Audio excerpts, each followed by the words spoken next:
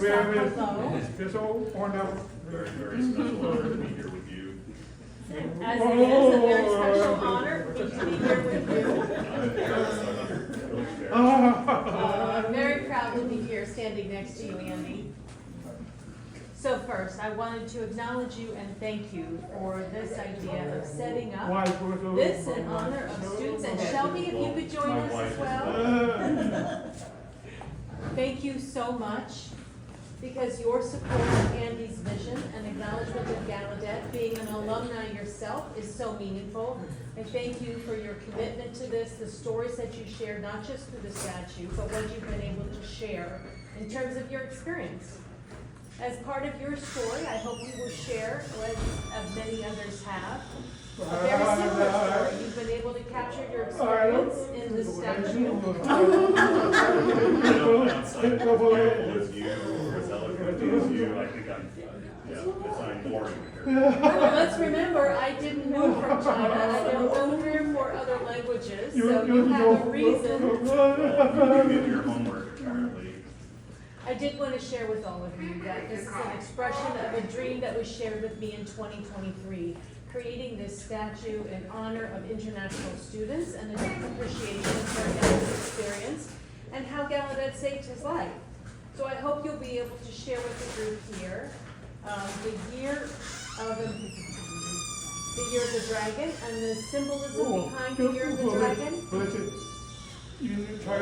First of all, in the Chinese language, the Chinese word for death is very long, actually. And it has the same sound as the word for dragon in Mandarin. So they're very, very, very similar.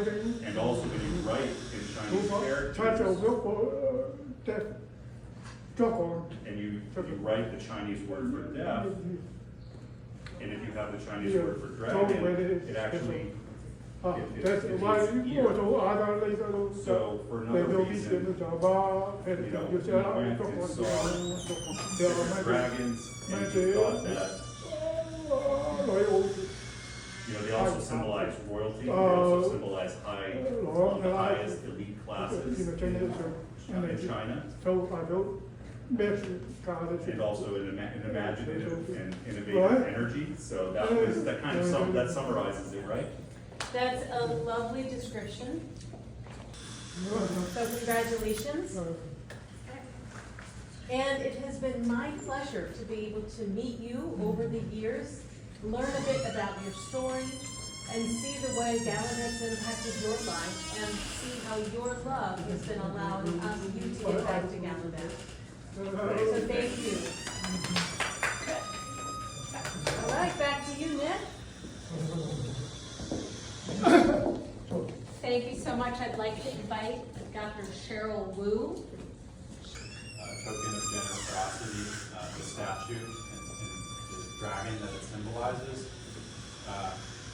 Eastern and Western cultures have different perspectives on things, right? We tend to look at these dragons as malevolent and we fear them to some extent.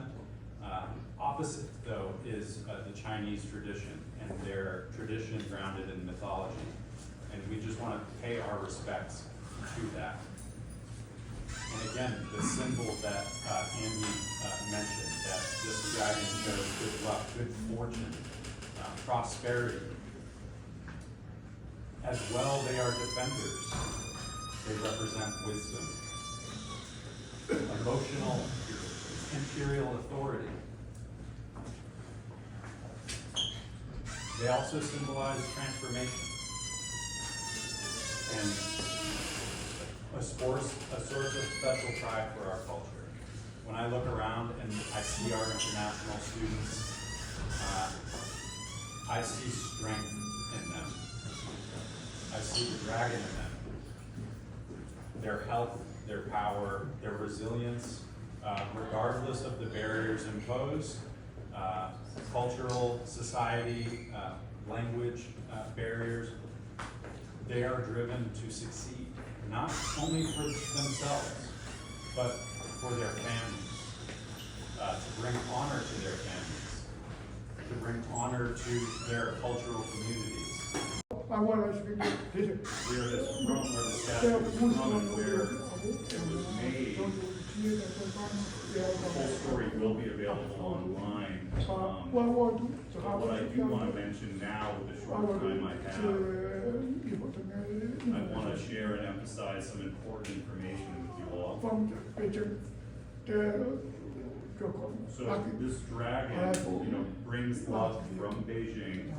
It actually came here last year, and it was here before the tariff wars, actually. So if we were to try to make the statue now, I don't even think that they would have accepted sending this sculpture and this gift to the United States. We're very lucky for that.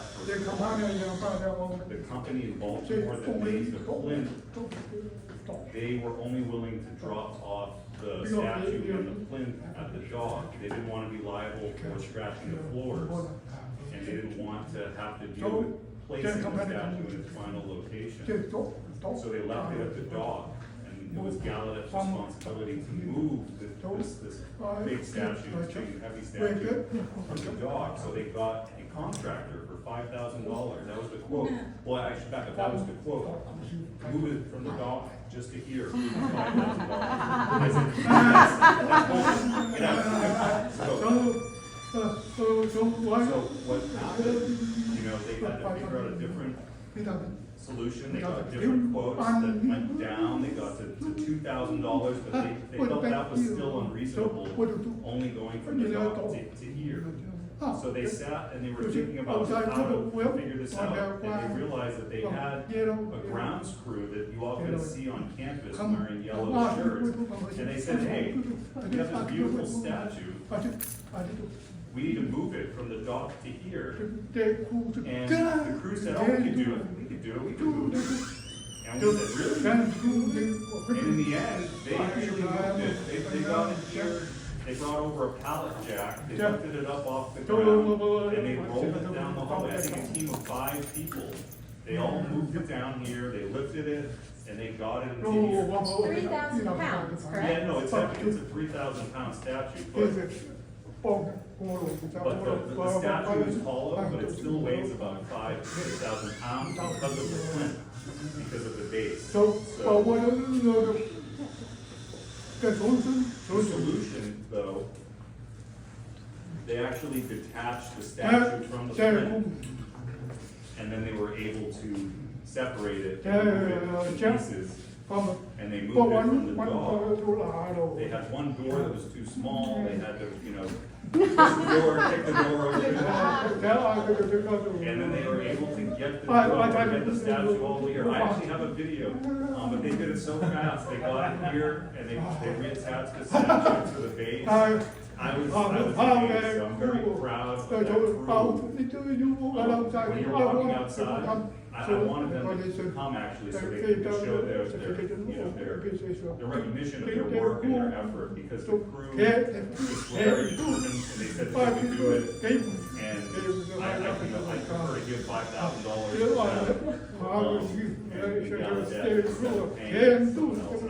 Again, it's that can-do attitude, that can-do depth attitude. Sometimes you look at their contracts for all the quotes, it was thousands of words on hundreds of pages for a contract. The deaf people just were willing to move it in a few hours. So I want to thank the deaf crew that moved it this way. That's a wonderful thing to the deaf crew who did that. So that's why today is so emotional. You have worked so hard for so long, and so we're thrilled that today is here. You too. Yeah, so it's perfect time now to unveil the dragon. So I'd like for you and President Bobbi to go ahead and do this unveiling. And please join us, Tara. Okay, 3 of us. We've got one mighty man on one side and the other 2 of us balancing out on the other. All right, ready? 1, 2, 3. Oh!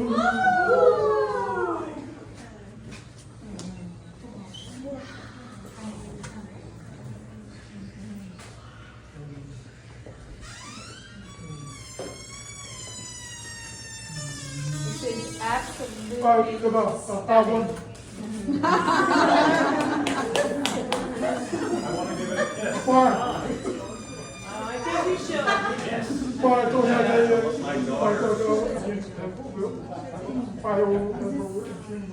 My daughter's a biomedical engineer, and my daughter was explaining that, the statue is scary and very cute. So, I don't know what you thought of it, it's scary and cute, but. How about some pictures? We're gonna go ahead and get a professional picture here. And, when I first saw it, somebody had suggested that it be in a case and it should be protected behind glass or plexiglass. And now it prevent people from touching it, but my wife said, no, you shouldn't do that. You should encourage people to touch it. They should be encouraged to interact with it. Thank you for that suggestion, I appreciate that. And just to share a funny story with you, just this last weekend, I bought a 5,000 piece puzzle of a dragon. And I thought to myself, this would be a much better picture for a puzzle than the one I got. We should see if we can't commission someone to make a puzzle out of this, maybe 1,000 or 2,000 piece puzzle. Because it is stunning, much nicer of a picture this would make than the one I had. All right, would others like to join up in the front here for a